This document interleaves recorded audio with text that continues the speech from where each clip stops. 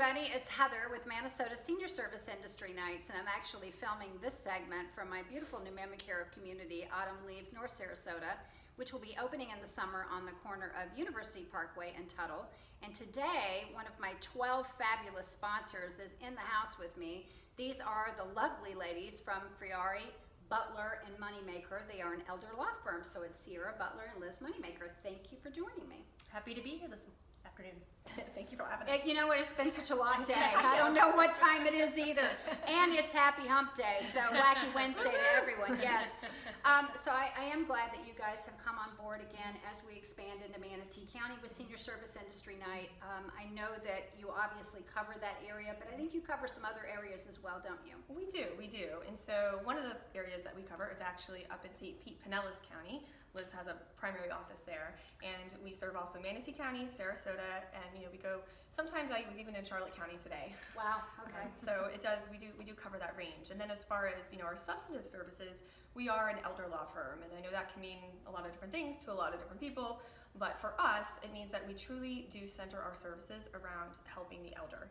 So whether it be helping them get qualified for Medicaid, or perhaps they have lack capacity and we're helping a caregiver get guardianship, or even your basic estate planning, those are a lot of the main areas that we can cover to help people. Right. We also focus on special needs planning and on a case-by-case basis some exploitation cases, because as you all know, Heather, Florida is one of the primary states that has a lot of exploitation. See it all the time or hear about it all the time. It's terrible. Exactly. Yeah. That's interesting. Okay. So can you share anything else maybe that you think our viewers would want to know, since most of these folks are in the senior service industry? What constitutes as a good referral for you? How can they help you at all as far as getting people to your firm?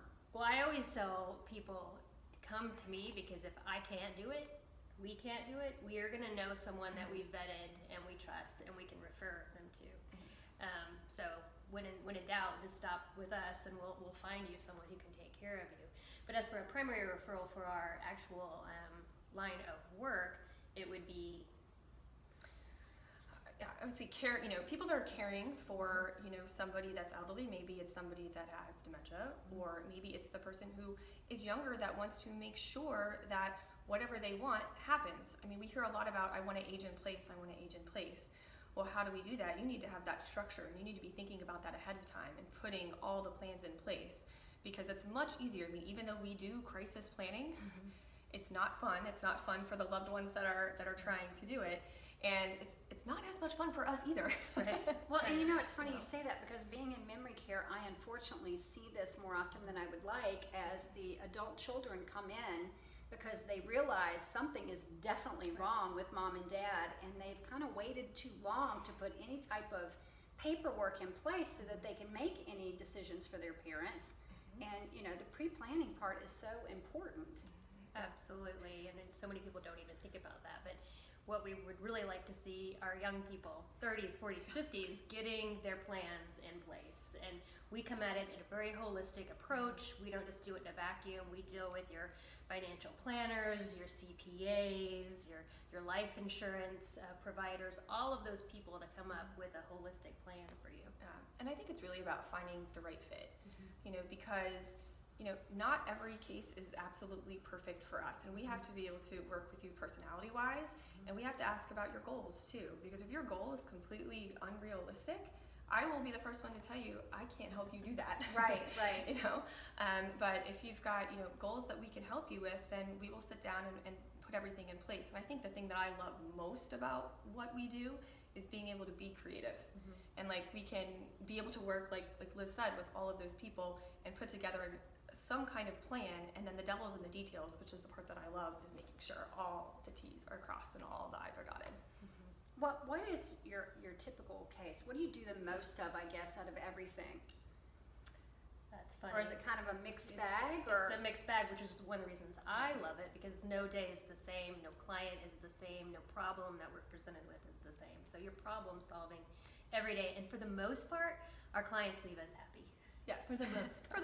For the most part. I mean, because I've been asked that question before. What's your typical day? I mean, so today, I was down in Englewood today, and I was helping a woman put together her own documents because I'd helped her husband get qualified for Medicaid.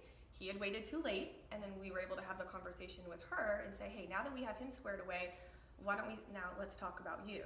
And so we were able to do that. And then the rest of the day was on the phone negotiating keeping an exploitation case out of court and trying to get all the money back for the elder where it needed to be before everyone kind of parted ways. So it's really up in the air. And then there's court, and I know. So you gals are on the go all the time. A lot of it for I sure. know. I was excited though to be able to get you on board for this because I know that you're always so busy, but at least you can come and have a little bit of fun with us and network, which is the most important part of this. I mean, we're going to have a great time, guys. The first 50 drinks are actually on the sponsors. We really appreciate you guys offering that up for us. A lot of food. There's a photo booth. There's a lot of great things, but I want you to understand more than anything that in little areas like our community, face-to-face networking and being able to develop those relationships is really what's important in business, and there's going to be a lot of that going on that day. So I'm really glad to have you guys on board. I always like to end each segment with kind of a fun question, something that we might not know about you guys, and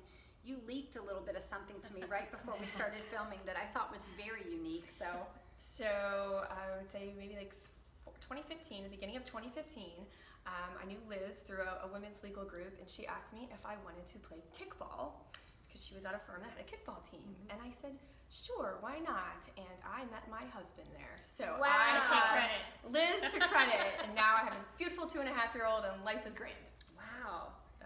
You know, if my knees weren't so bad, Liz, I don't know. Oh, I have since retired. I don't know if you've seen my Facebook. There may be no help for me, kickball and otherwise, but always looking for a little assistance. So that's pretty funny. Well, that's cute. That's cute. That's something that bridged you guys for sure, right? Absolutely. Well, that's a fun story. Yeah, and now we're law partners, so. Yeah. And you're in it now. Yes, We're yes, in it now. Yes, We're in it. In it to win it. yes, for sure. So we can't wait to meet all of you.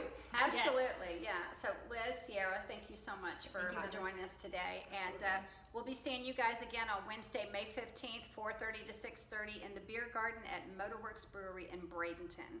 We appreciate you tuning in today, and we will see you later. Bye-bye. Bye.